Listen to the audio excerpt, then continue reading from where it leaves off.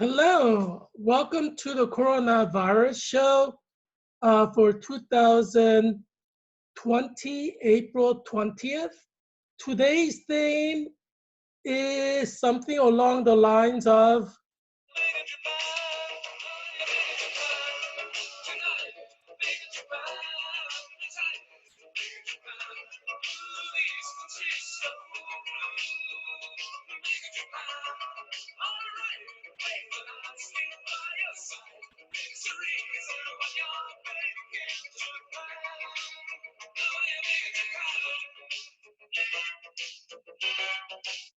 so today we're going to talk about Asia. So stay tuned all the way till the end. Um, but we're going to obviously talk about coronavirus last 24 hours, as we always do. This is a daily show on coronavirus update by Heerak. My name is Heerak Christian Kim. I'm independent candidate for U.S. Congress in Virginia's 8th District. That's Arlington, Alexandria, Falls Church, and Fairfax County. And I'm running for general elections on November 3rd, 2020 against Don Beyer, who's the incumbent congressman in Virginia's 8th District, and he's Democrat. I created this coronavirus update show in order to give you information about coronavirus, but also help you understand coronavirus in the context not only of Virginia and nearby DC, Maryland, West Virginia, North Carolina, Delaware, but in the context of the whole country, and not only the whole country, but the whole world, Europe, Asia, Africa, Middle East.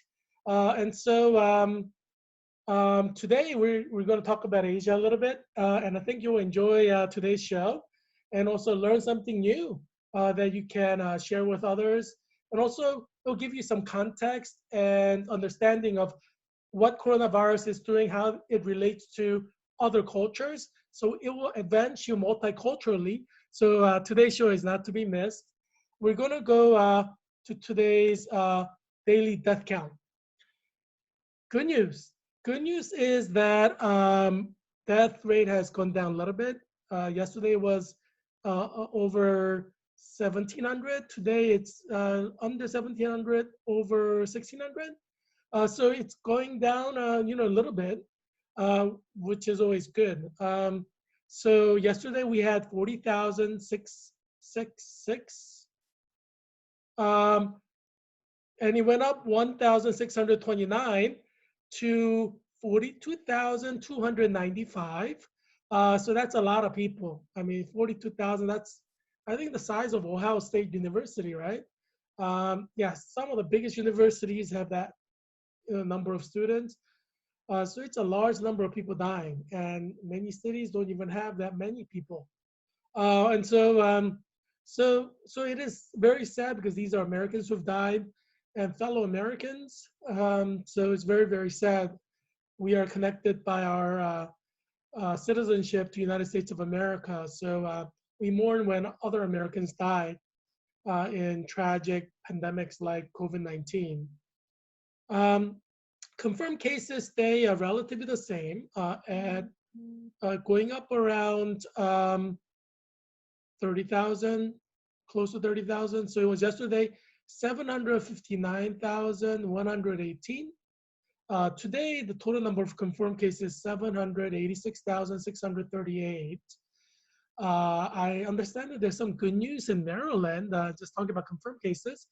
Maryland's Republican governor has brought or is bringing 500,000 test kits from nowhere else other than my motherland, my old country where I immigrated from, where I was born, South Korea.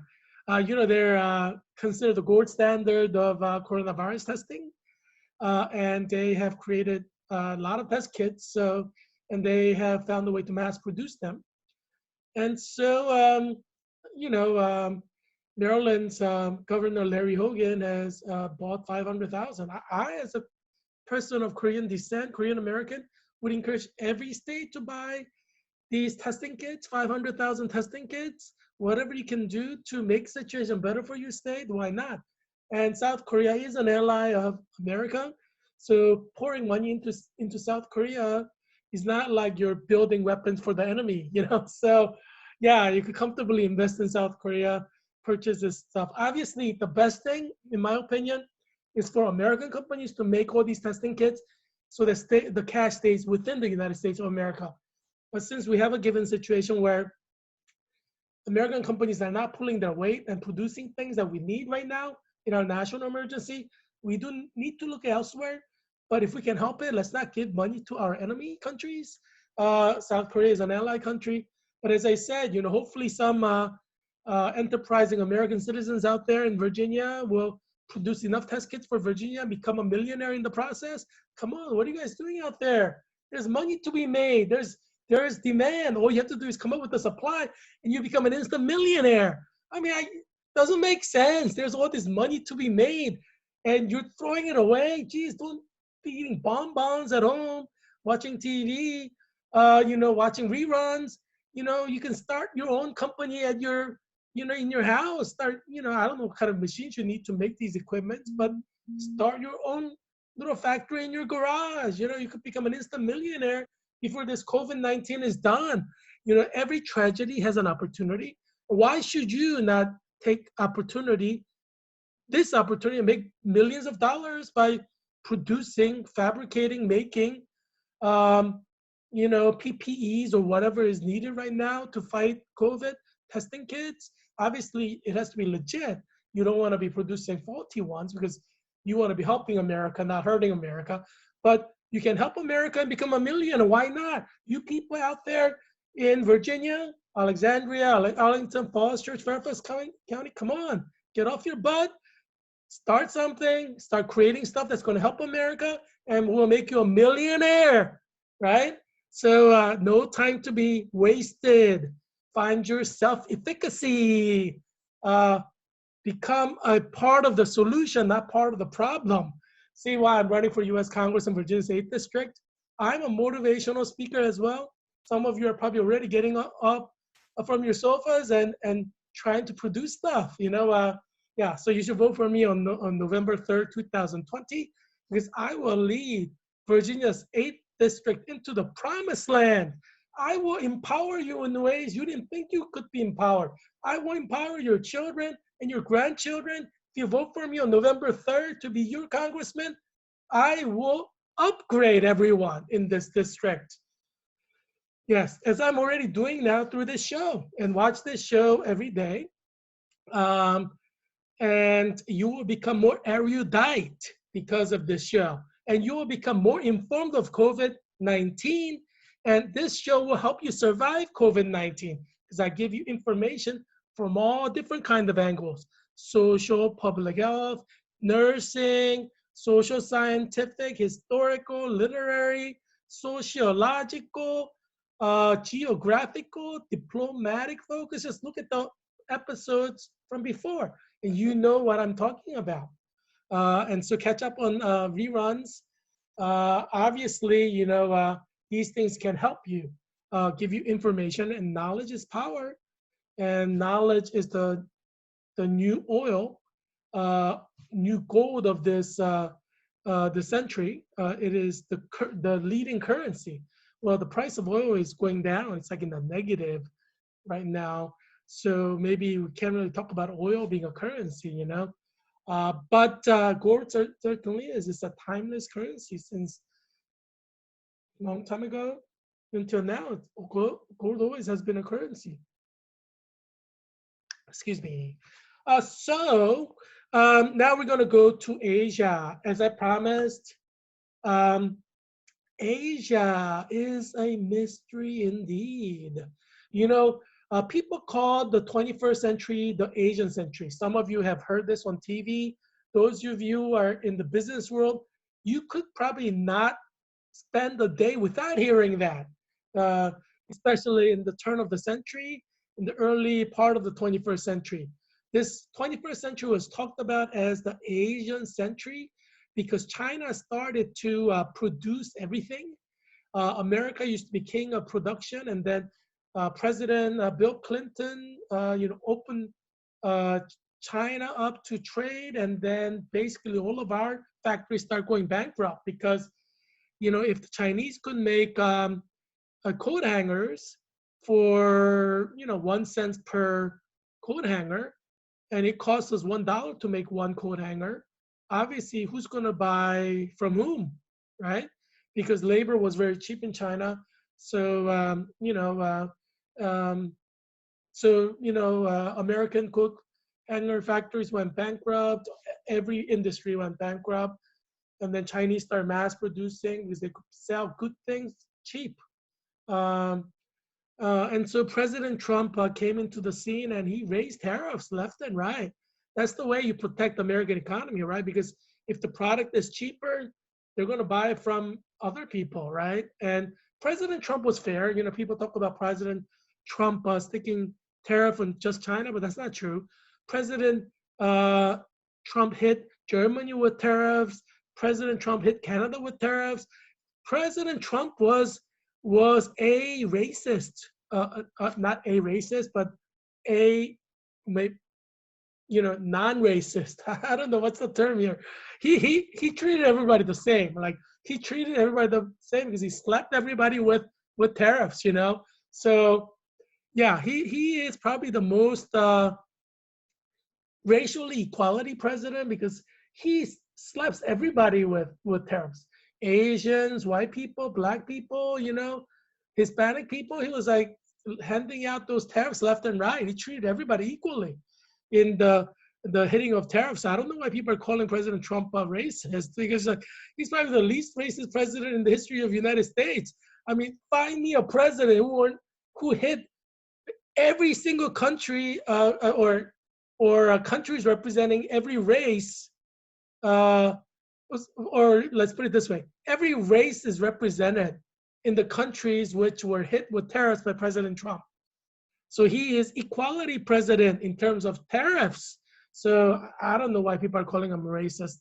It doesn't make sense. But yeah, anyway, President Trump single-handedly saved U.S. economy by hitting other countries with tariffs because once other countries had tariff, now American manufacturing were able to rebuild again because Chinese may be able to make a coat hanger for 1 cent, but you stick $1 per coat hanger tariff on there, it's going to be $1 1 cent, and Americans can make that for $1. It's 1 cent cheaper. You get a 1 cent advantage, and that's a lot when you're talking about thousands of coat hangers, right? Or millions of coat hangers. 1 cent can make a big difference. And so President Trump basically is make America great again president, and he actually represents what he says.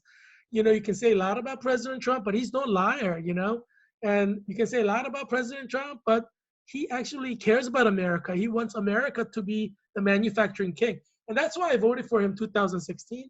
And that's why I'm going to vote for him again 2020, because I don't think any president in the history of the United States had the guts to strike all these countries with tariffs. It's like countries around the world thought President Trump had gone nuts, crazy. He's like, but we need a president like that because America was just going down the hill before COVID. And then after President Trump became president, America started going up again. But the problem is now we have COVID, and now we're about to collapse economically. And that is the serious problem. We are about to collapse. And President Trump is trying to save America from that too. But the problem is human life, economy, human life, economy, human life, economy. That's the question, right? You put everybody in their home and close everything down, less people are going to die. We see death rate going down, right?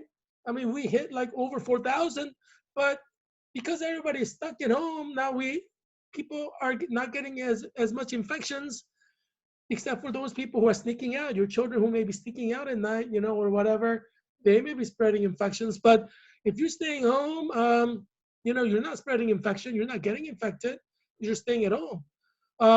So that's why our death toll went from like 4,000, above 4,000 to now like 1,629. But the problem is this: you could have everybody stay at home unless they're working from home through their computer, or like I'm suggesting, get something like a machine to build something and just sell stuff out of your home. Get all your children to participate in the little factory that you create, like for PPEs, or create whatever, and then internet's still running. You can sell stuff on the internet. Get the whole family involved in your family business. It's our new family business, making masks, fashionable masks, utilitarian masks. There's so much you can do now. There is the demand, so all you have to do is provide the supply, and you're going to be making a lot of money. And so, yeah. So get your children and your wife and your mother and father to work, building these stuff that you want to build. Yeah. But anyway, that's how family businesses start, right? So, but for most people who are at home and not creative enough to start a business, or just like watching TV and doing nothing all day, the problem becomes economy starts to collapse. And that's what's happening in America. You have over 20 million people filed for unemployment. They say, up to 50% of Los Angeles may be unemployed soon. So you're looking at a country that's going to potentially become a third world country. Very, very poor country. We have the potential to become very, very poor. Yeah, very, very poor, very, very fast. And so that's a serious problem. And President Trump obviously cares about America.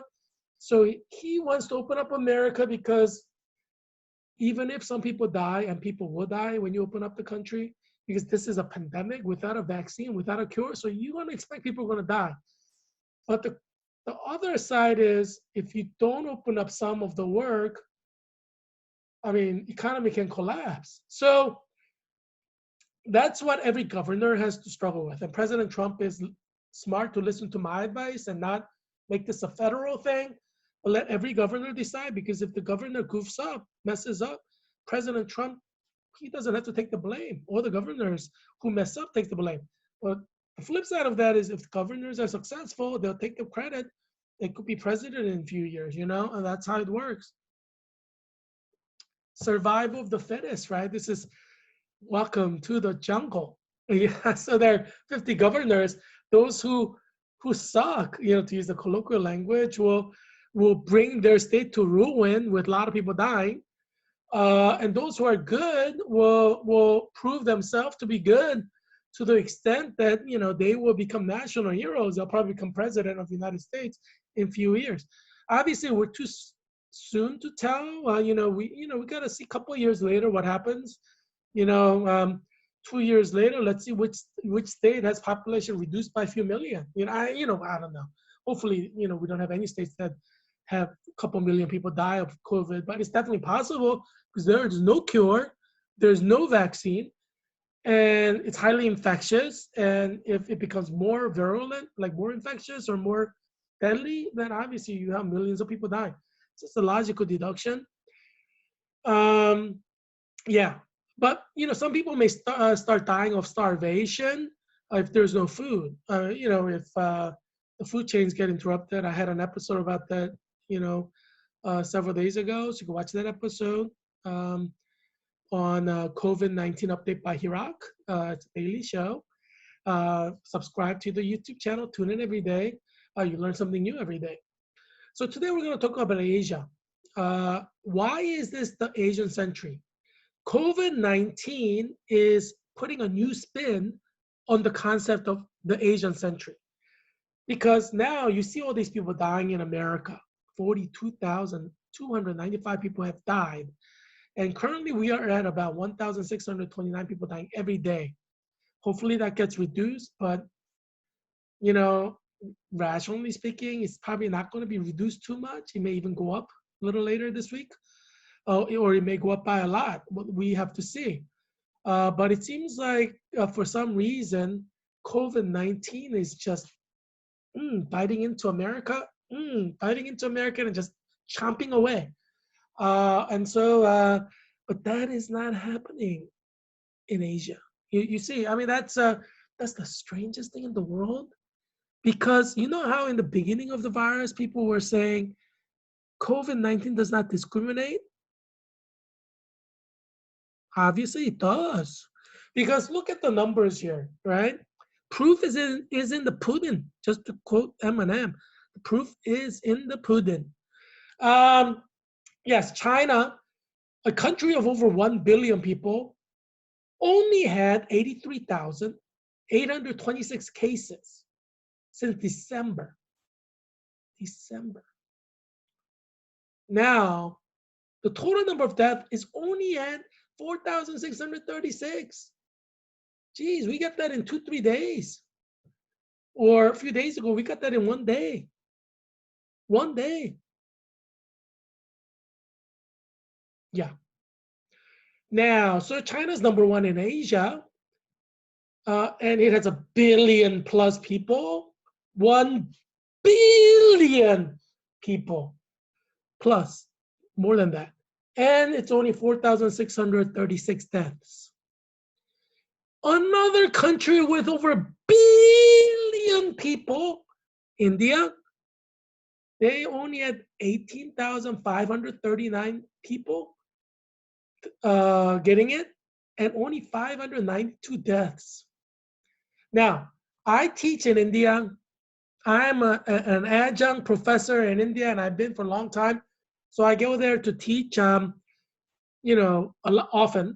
Right now, because I'm in a nursing program that's like a 365 days a year nursing program for 2 years, it's a little bit difficult right now because we have fall semester, spring semester, summer semester. But once I start working, hopefully in an ICU, and hopefully I get elected as a U.S. Congressman in November, I'm gonna make some time if I can to go and teach. Maybe during my vacation time, because I love my Indian students. I have students from all over India. India has 1 billion people, and so there are people from everywhere. Like I have students from Nagaland, which is like a north of India near Nepal, and they kind of look like me. They look Asian, but they're Indians. They're Indian citizens, right? But they look like me. They look like Chinese, Korean, Japanese. And so these students, and they say, "How did you get to school?" And they're like, "We took a train for like 1 week." Because my students are very poor. I teach at a Christian college and Christian seminary in India, in Bangalore. Hi, Bangalore. Those of you who are watching me, hello. My students who are watching me, hello. Yeah. So yeah, keep watching every day. I know you're not in America, so you're not as much in risk, but still, it's important to be informed. And obviously, you get a lot of knowledge by watching this. So my students in Bangalore, keep watching. Yeah. Every day. Yeah. So in India, there are only 592 deaths, but so I have students coming and they're all really poor, and they take a train for 5 days or 6 days in a packed compartment just to get to school to learn, in the college or in the seminary. And I have also students, and they're like kind of lighter skin. I have students who are dark skin, more darker than my African American friends. They come from Kerala. It's a state in the south of India, and their skin tend to be very, very dark. Darker than average African Americans in any given city. And I teach at Savoy Elementary School, which is 100% African American students population from Anacostia neighborhood of Washington D.C. Ward 8. So I know African Americans. Yeah. So but yeah, so my Indian students, Kerala students are dark skinned. They come from everywhere, all over India to learn from me, get some wisdom and knowledge from me. And I try to make them into leaders. They call me the kingmaker because whoever I teach becomes great. So they call me the kingmaker because whoever learns from me becomes a king in his or his own context, And so, yeah, I teach in a seminar which only has male students for pastoral training. We have some female students for counseling track, masters in counseling, Christian counseling. But yeah, but anyway, but the courses, ministerial courses I teach 100% males, because as I shared with you, my denomination doesn't ordain women, and it's a Korean Presbyterian Church in America. And it's a sister denomination with Orthodox Presbyterian Church, which also doesn't ordain women, which also is kind of tied to the Presbyterian Church in America, PCA, which is Covenant Theological Seminary in Missouri and Covenant College in Georgia. And they don't ordain women either. And Geneva College in Pennsylvania is not in PCA, but they don't ordain women either. So, there are a lot of white Presbyterian and Baptist, Pentecostal, charismatic denominations that don't ordain women. And obviously, the Catholic Church doesn't ordain women.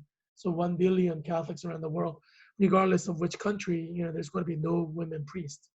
But anyway, I talked about that more in the previous show. But just as a reference point, context, so you understand that, it may not be similar to what you were experiencing, but this reality does exist out there that you may not be aware of. Different people have different religious affiliation, religious beliefs. I know some liberals are very intolerant and they're like, oh, you're blah, blah, blah, blah, blah, blah, blah, blah, blah. Like, geez, just respect my religion, okay? Just respect my religion. But anyway, there are liberal progressive who just doesn't respect other people's religions. It's sick. It's sick how they think they're like God. I mean, people have religions that they believe in a God and they have religious texts that they follow. Can't tell them what to do. I mean, geez, you're not their God. But anyway, yeah, that's an aside. But so in India, I teach there. And the reason that I'm talking about my students is, I love my students, but the most scary thing about teaching in India, and this happens every single time, I don't know if you know, but my students are poor students. They're not like wealthy Indians. Wealthy Indians, I'm sure, have toilet paper. But my students are poor students, almost all of them, from very poor villages. Some villages don't even have light, like street light, and like no hospitals. And they use their right finger, these three fingers, to eat. So they use the fingers to eat the food like this. And then they use these left fingers to wipe themselves after they poop, defecate, these left fingers. So my Indian friends who are professors at the Christian college told me never shake anybody's left hand. And I was like, huh? Like never touch anybody's left hand. That's okay. When I first went there a long time ago, but because I've been an adjunct professor for over 10 years. And so, but this happens every time in basically every class every day. And that's the part that I hate about teaching in India. I mean, I love India. I love Indian people, but this part I hate because, they wipe their, after they poop, they wipe it with their fingers, not with like a paper towel or toilet paper. And then they kind of wash their hand with soap, but it still kind of smells. And like when I ask them to hand in like homework, generally to show respect, they're kind of, hoarding with the right hand, but kind of pretending like they're hoarding with the left hand. I mean, they're not hoarding because they don't want to touch anything with the left hand, but they want to kind of show respect. So they're kind of going like at me like this with two hands, I smell it. Ooh, like it smells like, it doesn't even smell like bathroom because in America you flush it, you don't smell anything, but it smells like poop. Ugh. Yes, it's like every day, and I'm like, maybe I shouldn't give them homework so I won't have to collect anything. But I'm a good teacher, so I give them homework every day. But I always regret it when I collect it. But yeah, the reason I'm telling you this story is, every time you go to the restaurant, you always, like in India, I do, and I think most Westerners do, you wonder, like, especially if you're not going in a really fancy restaurant, you start wondering. You just hope that they didn't like accidentally grab anything with their left hand, because especially like after smelling your student's left hand, like, I mean, it's not like they're putting them right across to your nose, but you smell it like from like a feet away, like from 6 feet away. You kind of smell it even, like when they start waving their hand. So I always wonder, like, how many, American, like, white missionaries who go to India, how many of them become, like, hepatitis, because some hepatitis is, you get it by eating food that have fecal matter in it. You get hepatitis, and it's, like, damage your liver. So I was wondering if any missionaries got hepatitis that way. I haven't done any kind of concrete study on it, but the reason I mention this is sanitary conditions are really bad in India. And I'm talking about a Christian college and seminary where a lot of educated people come. I mean, they're from poor areas, but I mean, they want education, they're educated, and they're leaders in their communities, obviously. But when they go to their village, everybody wipes with these left three fingers. They eat with these three fingers on the right. And like, I'm meeting with my seminary, friends, professor friends. They all eat with their hands too because they came from these villages that kind of work and kind of rose that way. One of the great things about the Christian church is, they don't just have billionaires and millionaires control everything. That's one of the good things. They're leaders in Indian Presbyterian Church denomination that we help found, and we work with. Leaders in that church are people who converted to Christianity from Hinduism or Islam. They came to our seminary. They got ordained in as a Christian pastor in the Presbyterian Church, and then they rose up from there. Some of them became professors of the seminary. Some of them became national leaders of the denomination that kept growing. It's pretty big now. Um, and that's the great thing about Christianity is money is not the most important thing to become a leader. You could have nothing and you could be a leader. Money doesn't matter. And it's like, goes back to St. Francis of Assisi, who was like a millionaire, who sold everything he had and he just started going from neighborhood to neighborhood begging for food and preaching the gospel. And that's where the Franciscans came from. And, they take a vow of poverty. Yeah. So Christianity is a religion where poor people can become leaders, and you don't really have too many religions like that, generally they want people who are, wealthy and stuff like that. But Christianity, you have people who can rise to top leadership from the most poor areas. So my students, they come from very poor areas. They're now leaders in their communities, religious leaders in their communities. And seminary professors were those students who rose and they still wipe their butt with the three fingers after defecating, pooping, and then they eat still with their three. It's customary in majority most part of India in the poor neighborhoods because they can't afford to buy toilet paper. It's expensive.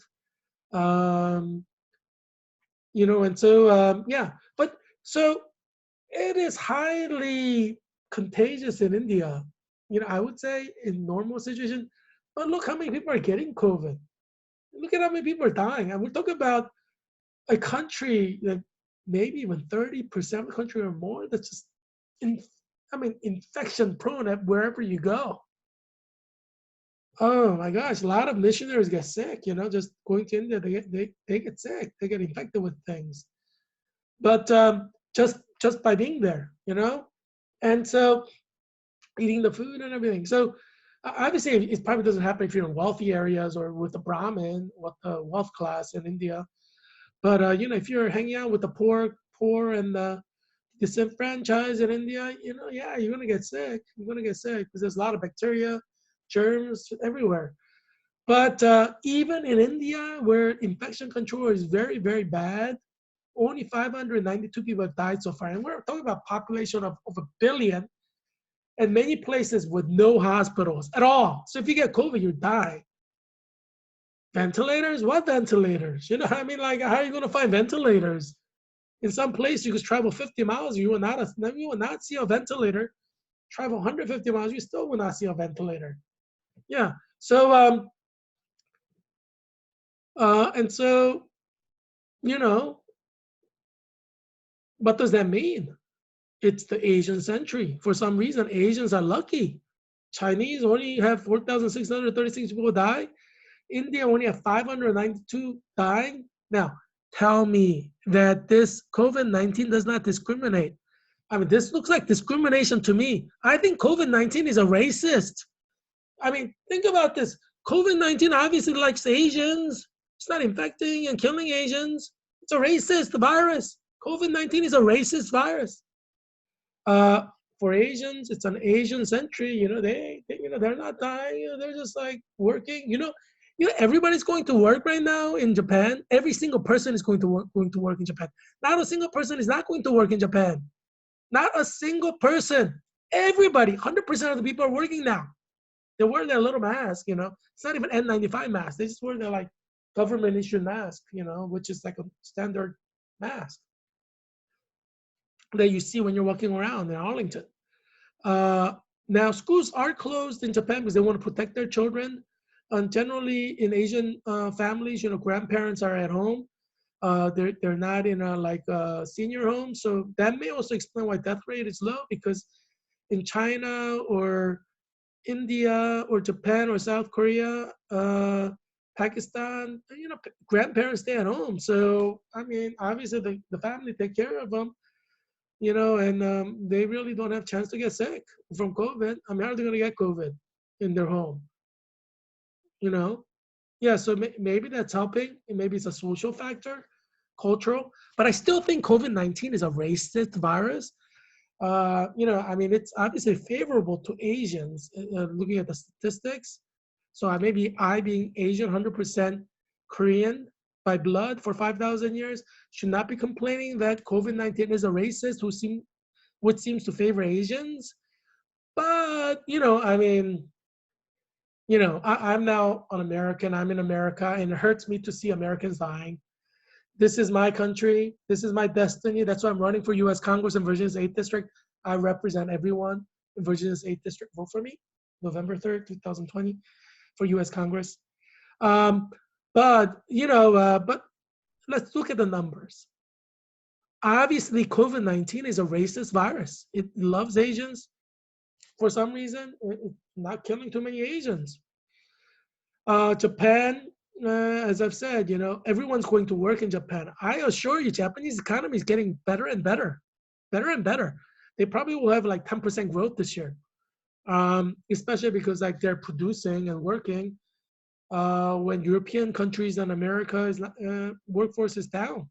I mean, obviously, when you have hundreds dying per day, you have like 592 people dying per day in many European countries. In India, a country of 1 billion, the whole time they had COVID-19, 592 people died. Of course, they're going to continue to work. I mean, it's like 592 people. We have more than that number dying by car accidents every year. Of course, we're going to work. I mean, that's the mentality in Asia. I mean, everybody's working. India, their economy is not going to suffer. Everybody's working. Japan, 100% of the people are working with their surgical mask on. Schools are closed, but the parents are working. But look at the death number in Japan. Total number of people who died is 263.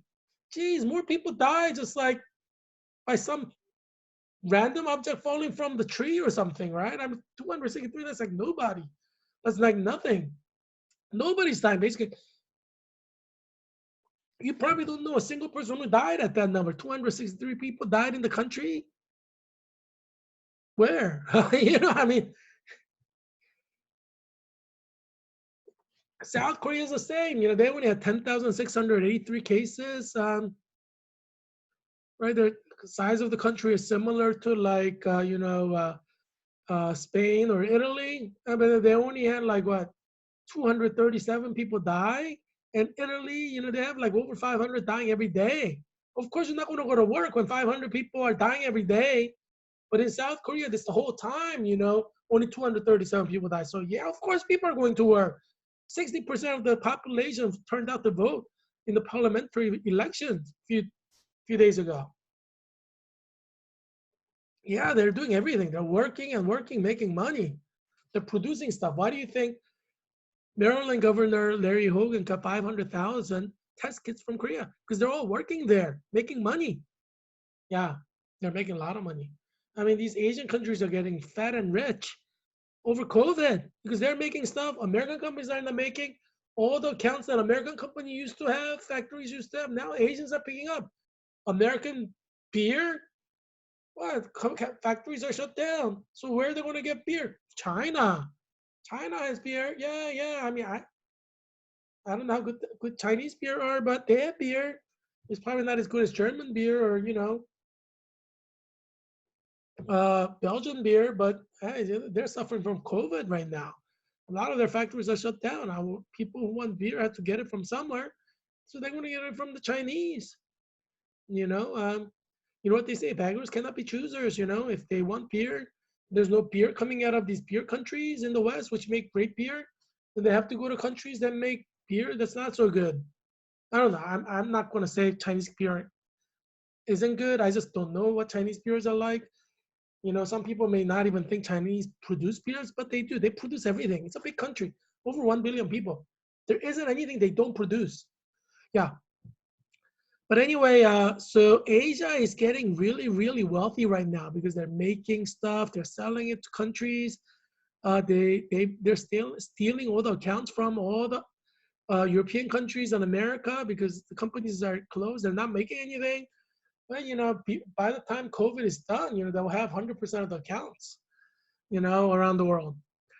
Yeah, and then Pakistan is has 8,892 cases, and their death is 176. Jeez, this is why they called it the Asian century. Now we understand, even in light of COVID-19, this is definitely the Asian century. Now, before going to the next page, since I'm Korean American and I want you to know me better, there's like over 100 countries represented in Arlington Public Schools. I taught at Wakefield High School. It's 26 square miles in Arlington, but there are like over 100 countries represented. So it's, pretty multicultural place. But, since at least in Virginia's 8th district, even though we have all these countries, majority of the people are white. So, you may not know other cultures very well. And so I thought maybe I'll introduce something about my culture. Since I'm running to be your representative, I thought you may want to know a little bit more about my culture. So I brought some, show and tell. One of the things that Koreans like is chapaghetti. Chapaghetti is like Korean Chinese noodles. So there are Koreans, like 3 million Koreans in China, and they make great Chinese food and kind of mix it with Chinese recipe. And also the Chinese people from China, come to Korea and open up Chinese restaurants. They did that a long time ago. But anyway, we're like the same race. We're different ethnic group, but we're the same race. And this is great stuff. It's instant. You can make it in like 3-5 minutes. And you could get this from H Mart in Fairfax County. Anywhere, you go to Korean store, you can buy this chapaghetti. It's good stuff. I mean, it's you can make it quick. You can make it by yourself, and it's like easy to eat. This is something like most Koreans do not go without. And this is what we call gochujang. It's a red bean paste, spicy red bean paste made of paprika. And you could get this from H Mart, Korean shopping market as well. And this, you use it to spice up your food. You could cook with it, or you could just eat this with like raw rice and, like if you have something like kung pao chicken, you could kind of like mix this in with the rice and make it spicy. So this is a distinctively Korean spicy paste. Now this is Japanese. Korean, we have our own soy sauce. And soy sauce has a lot of salt content. So if you are in heart failure, you probably don't want to use a soy sauce, but this is, a lot of salt. But it does make the food great. Kukuman sauce is considered the best soy sauce in Asia. It's Japanese. And one trick that I'll tell you, one of the things that a lot of Koreans like is have just white rice. The Korean rice is kind of sticky rice. And you could buy Korean rice in H Mart as well. You have white rice, and then you crack open a raw egg. Just raw egg, in a bowl of white rice, and have a kind of big bowl of white rice, and then you pour this kokuman sauce on it, and you mix it with the egg yolk and egg white.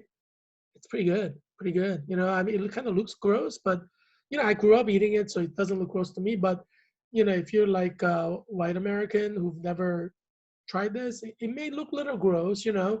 It looks like like mucus membranes and stuff, mucus stuff. It looks very mucoid, like snot, when you have like cold or flu. So it does look a little bit sick looking, but I say give it a chance, and see, maybe you'll love it. And all the Korean churches generally give out calendar. And this is a calendar I got from a local Korean church. Let's see if you could see the name of the church here.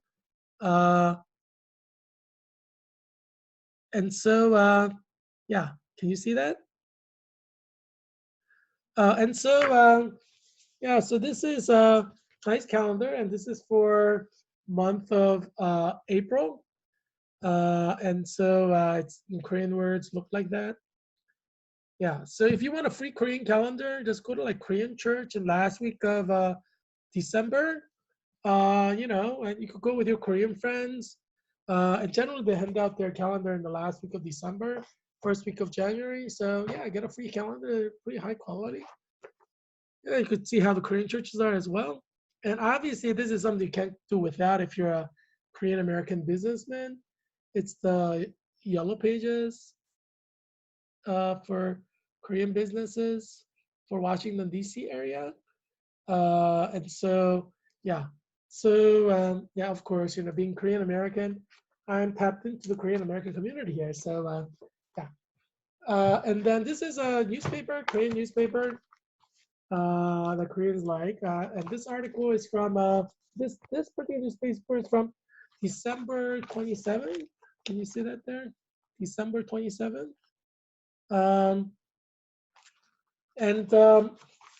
Yeah, the question that they ask is, permanent residency is really hard to get. See, permanent residency is hard to get. But yeah, but I mean, would you want a permanent residency at this point? Look at the death rate for COVID in the United States, and look at the death rate for COVID in South Korea. Everything is shut down. You can't even work in America right now. But in Korea, people are working. In Asia, people are working. They're making a lot of money. It's definitely going to be. It's going to turn out to be the Korean century because they're all working, making money. So I mean, obviously, you got to kind of see it from the perspective of President Trump. He doesn't want United States to lose to Asia. I understand that, but there will be collateral damage. I mean, you have to decide. If we open up and have people work in our current condition, where over 1,600 people are dying every day, we're definitely going to probably have more deaths. I mean, death rate will go up. More people will get infected if they're out and working. We don't have this infection under control. But, as I say, I think COVID-19 is a racist virus, just kind of like not infecting Asians. But obviously, situation is different in America. COVID-19 seems like a racist virus. But anyway, yeah. But Asians, they're beneficiary of this race favoritism, I guess. I would say race favoritism by COVID. If we treat COVID like a person. Yeah. So if we don't open up, obviously China, India, Japan, South Korea, Pakistan will continue to work every day with everybody working. Japan has 100% of the people working. They're going to make a lot of money because they're making stuff. They're going to sell the stuff they make. People need everything. So they're going to have somebody to sell it to. And they may mark up the price. So hopefully not, but they may. So it's a supply and demand capitalism rule. Now, if we're not making anything, obviously we're just going to be buying from them. And so President Trump is worried that our money will continually flow out and no money's going to flow in. So you got to understand where President Trump is coming from. So, obviously President Trump is not going to decide. Every governor decides. Georgia said they're going to open up this Friday. So obviously Georgia has decided, we're willing to take the hit. If people want to take take the chance and go to work and possibly get infected and die, we're willing to take the risk. We may lose a couple 100,000, but at least we're not going to die of hunger 1 year from now. I mean, so there's logic to it. I mean, obviously, we can't have it all. It's one of those situations where you can't have it all, right? You could either seek the safety of your home and live. You could still get infected, like if you go outside for shopping, and you could still get infected. But your chance of you getting infected is lower, and most likely less people are going to get infected and more people will live. The downside of that is you're not going to be making money. You may foreclose on your home. You may get evicted from your apartment if there's no protection there for you, because there, some states don't have protection. You will see your bank account dwindle, and let's say a couple of years from now, when this is all done and over with, you'll be poor, and you might be rich, but you're going to be poor 2 years from now.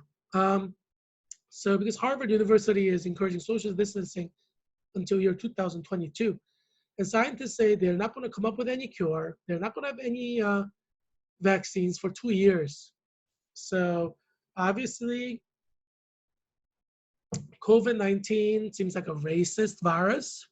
It's probably going to spare Asians again in its second round. Because I don't think they're practicing infection control better than us. I just think COVID-19 is a racist virus. I mean, I'm just going to put it out there. I'm going to let the scientists investigate and research the virus to see whether it's a racist virus or not. Racist meaning like it doesn't really target Asians as much as it targets other races. But my theory. My theory is that pure races, like pure breed animals, will probably be less impacted by COVID than those who may have mixed blood. And it seems like, according to the patterns of COVID infection, this theory is kind of proving to be true. Because most Asian countries like 100% pure breed. Like if you go to India, people are 100% Indian. For China, people are 100% Chinese. For Japan, people are 100% Japanese. For Pakistan, people are 100% Pakistani. For Korea, people are 100% Koreans. So, these are all countries where there's racial purity or racial homogeneity. It seems like they're more immune. So it seems to scientifically play a role. Now, I respect science, so if there's a scientific pattern, then I say we should investigate it. But yeah. So let's see where we come out with that in terms of science. Now, what is so special about Asia? Since Asia is doing so well, I thought maybe you want to learn a little bit about Asia. Some things you already know. China is famous for Shaolin monks. These Buddhist monks that do kung fu as an art form, and they call it martial art. And it's a defensive art. So you see movies where Shaolin monks defend the community against invaders. So they train their mind and the body. And Benedictine monks have the same concept of training the mind and the body, but they generally did not train in martial arts or defensive warfare like the Chinese monks did. And obviously, that tradition of kung fu has kind of grown in China. And so you have Bruce Lee. And who doesn't like Bruce Lee movies, right? You may spend this time to see every single one of Bruce Lee movies again. And then Jackie Chan is kind of like your friendly Bruce Lee, right? He's funny, and he's like so fuzzy with those two teddy bears or panda bears. So we're now in the realm of panda kung fu. But yeah, but Bruce Lee's movies are kind of cool too, for people who like the more serious side of Chinese kung fu. Now Gandhi obviously is from India and is famous from India. I was wondering if Yoda, in Star Trek came, it was kind of made out of, from Gandhi, because they kind of look alike here, don't they, in the movie? And then, obviously Bollywood movies is very big in India. And if you haven't seen a Bollywood movie, I would encourage you to do so. You could see Bollywood movies through Netflix. And they're just great. I love Bollywood movies. My favorite Bollywood movie is Devdas, Tevdas.